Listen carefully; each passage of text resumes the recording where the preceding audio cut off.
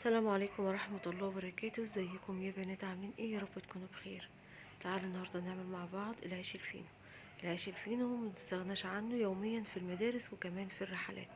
يلا بينا النهاردة هنشوف هنعمله ازاي، بس يا ريت نمشي على الطريقة وما نغيرش فيها حاجة. يلا بينا. اول حاجة هنا هختبر الخميرة بتاعتي، وكمان دي خطوة مهمة جدا ان انا نشرت الخميرة. بيعمل زي محسن للعيش بتاعي. تمام. كوباية من المية، معلقتين كبار من الخميرة، وكمان معلقتين من السكر، ندوبهم كويس جدا، وكمان هسيبهم على جنب للتفاعل. تمام. طيب معايا هنا نص كيلو من الدقيق. نبدأ ندخل الدقيق بتاعنا زي ما احنا متعودين. نخلة دي من الحاجات المهمة جدا يا بنات، اللي بأكد عليها في الفيديوهات بالنسبة للمعجنات أو من المخبوزات.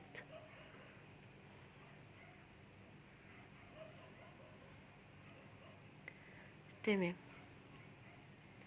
يلا بينا بقى نشوف الإضافات. أنا عندي هنا معلقة من السكر، يبقى كده معايا 3 معالق من السكر، معلقتين كبار من اللبن البودرة، سنة صغيرة جدا يعني زي ربع معلقة صغيرة من الملح، وكمان معايا معلقة كبيرة من البيكنج باودر. تمام. وكمان معايا ربع كوباية من الزيت. بعد كده بقى هنحط حلة العجن في العجانة كده، وكمان معايا الخميرة بتاعتي تفاعلت، هبدأ أضيفها على المواد الجافة. تمام يا بنات. نبدأ بقى في مرحلة العجن.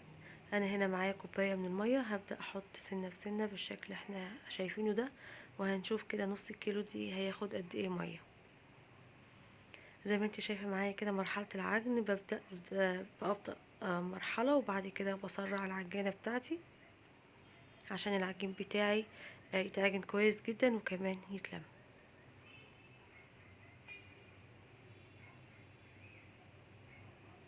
زي ما احنا شايفين العجين بتاعنا خد كوباية ونص بالظبط. انا كده مش هضيف اي سوائل تانية. كده النص كيلو دقيق خد كوباية ونص. كوباية اختبرت بيها الخميرة، ونص كوباية التانية اضفتها في العجن. تمام يا بنات. شايفين العجينة بتاعتي فيها سنة من التلزيق، وهو ده المطلوب. تمام. بعد ما عجننا العجينة بتاعتنا بالشكل ده، شايفين ملمسها عامل ازاي؟ حلو قوي. بجيب بقى معلقة صغيرة كده او سنة من الزيت، بنحطها في الحلة وبندعك وبسوي بيها وش العجينة علشان العجينة بتاعتي ما تلزقش، وفي نفس الوقت يبقى ملمسها ناعم، وبغطيها واسيبها تختمر لمدة ربع ساعة مش اكتر. هنا بعد تخمير العجينة تبقى معايا بالشكل اللي احنا شايفينه ده، هبدأ بقى كده هلفها رول قدام مني بالشكل ده عشان ابدأ اقطعها.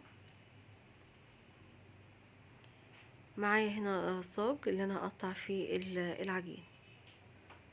طيب العجين بتاعنا او العيش بتاعنا ان شاء الله كل قطعة هتبقى 50 جرام يا بنات، لو في ميزان طبعا يفضل.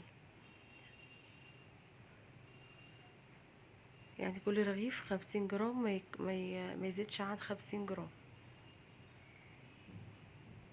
يعني ممكن تقلليه، لكن هو الحجم بتاعه المظبوط 50 جرام. تمام. نص كيلو دقيق اعمل معايا 18 قطعة من الفينو. هبدأ بقى كده اسوي العجين بتاعنا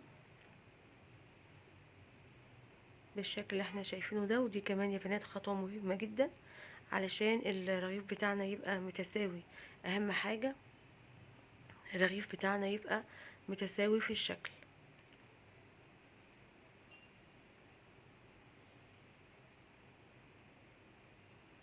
يبقى نص كيلو دقيق خد معايا 3 معالق من السكر، معلقتين من اللبن البودرة، معلقة كبيرة من البيكنج باودر، ورشة كمان من الملح، وربع كوباية من الزيت، وكوباية ونص من المية.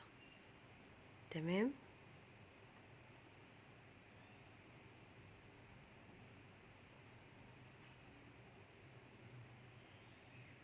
العجين بتاعنا بعد ما شكلناه بالشكل ده بفوطة نضيفة، ونبدأ نريحه كمان لمدة 10 دقايق.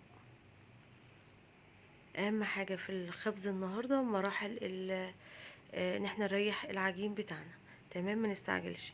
دهنة بسيطة كده قدامي، وبعد كده اجيب اول واحدة بدأت بيها وابدأ افردها بالشكل ده، بشكل بيضاوي كده يا بنات، وابدأ الف رول. واهم حاجة التقفيل يا بنات، علشان الفينو بتاعنا ما يفتحش في قلب الفرن. تمام، نبدأ كده نقفل. طيب بالنسبة لتقفيل الجوانب مش ضروري، يعني ممكن تسيبيها من غير ما تقفلي الجوانب. تمام، مفيش اي مشكلة خالص. تاني ابدأ كده افرد بشكل بيضاوي قدام مني بالشكل اللي احنا شايفينه ده، والف رول وبعد كده بقفل. طيب دهنة الزيت اللي انا دهنتها دي مش هتدهنيها تاني، هي مرة واحدة بس. تمام، يا رب كده الشكل يكون واضح. بفرد بيضاوي وبعد كده ببدأ الف رول يا بنات زي ما احنا شايفين.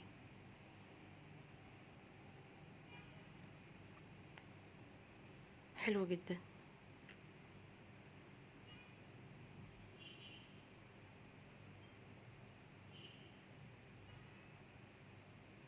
انا عاملة فيديو الفينو ده على القناة، بس عاملاه بالبيض واللبن، وبرضو كان جميل جدا، من الحاجات اللي كانت رائعة.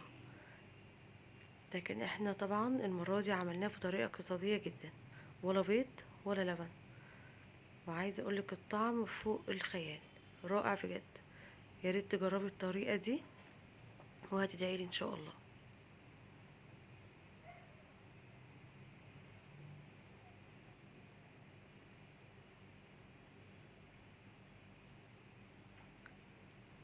تمام.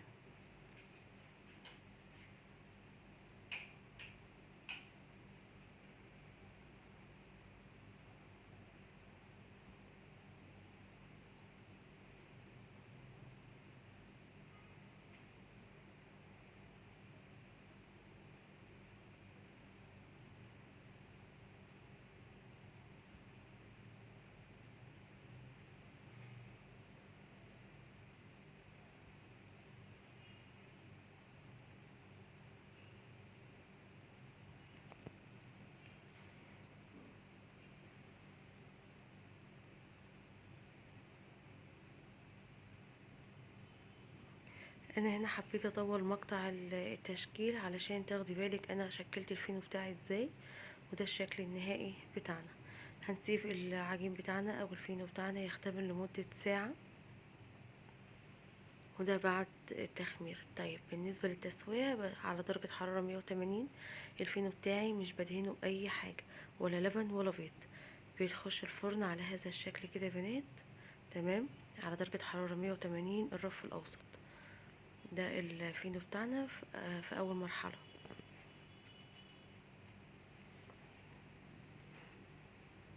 ده كده في تاني مرحلة. شايفين الشكل عامل ازاي؟ حاجة كده ما شاء الله. وده الفينو بتاعنا بعد ما طلع من قلب الفرن.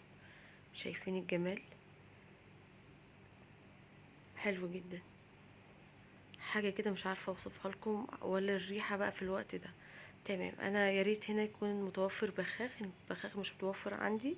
فبايديا كده وبدأت انطر حبة من المية، وممكن كمان تستغنى عن الخطوة دي تماما. بفوطة نضيفة، ونسيب العيش بتاعنا 5 دقايق كده، وبعد كده تعالي نشوفه بقى. بص الجمال عامل ازاي، ما شاء الله بجد. حلو جدا. بصي مش مستحمل في ايدي. شايفه الجمال بتاعه؟ ولا دهنه لبن ولا بيض ولا اي حاجه خالص. شايفه الطراوه؟ ودي الكميه من نص كيلو دي يا بنات، يعني 3 كوبايات ونص على الاقل. وده العيش بتاعنا.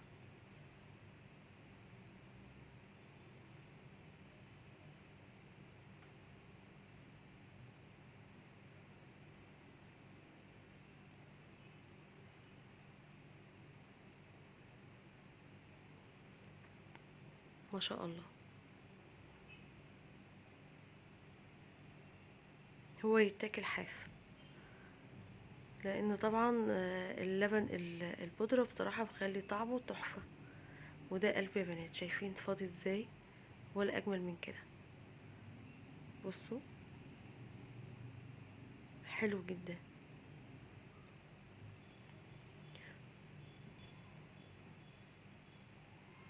دي طريقتي النهاردة في خبز الفينو. يا رب يكون طريقتي عجبتك. اهم حاجة ما تنسنيش في اللايك واشتراك للقناة وتفعيل الجرس عشان يوصلك مني كل جديد. السلام عليكم ورحمة الله وبركاته.